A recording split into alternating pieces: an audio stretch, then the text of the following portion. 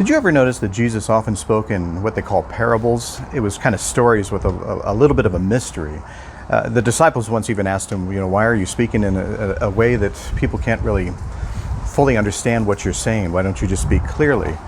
And he said some people have a gift to get things right away, and other things, they're purposely not supposed to get it right away. And the reason he's saying that is because there are times in our lives that we actually are supposed to decipher. We're supposed to look at things, and it forces us to think a little bit more about things.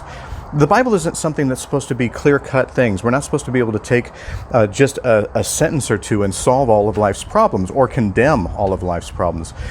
It's made to be stories that we're supposed to look at and supposed to question, maybe even argue with. I mean, the stories about like slavery and women repression and all of that kind of stuff are things that we're supposed to look at and say, that's not who I am. That's not what we're about today. And so we're supposed to be able to take the messages of Scripture and stuff and decipher it and delve into it and debate it and even argue it. We're supposed to look at that stuff because the more that we kind of delve into it, the more wisdom we gain, the more we understand that the overlying message of all of Scripture is about God's love for us, and kind of this time where we're kind of running from God, and God continues to try to find us just so that we know that we are loved. And so the message that we're supposed to take even from Christ is that the message of love.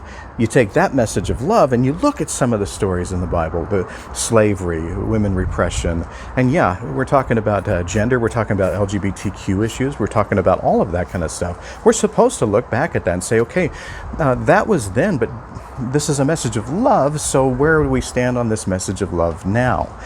The Bible is not something that we're supposed to just take and just accept. If we did that, we'd still have slavery today.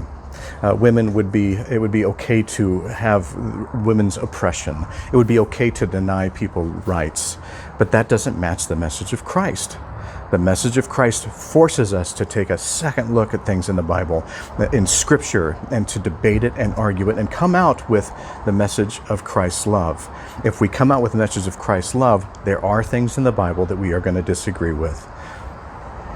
It's all about loving God, about loving yourself, and about loving your neighbor. That's the simplest way we can put it.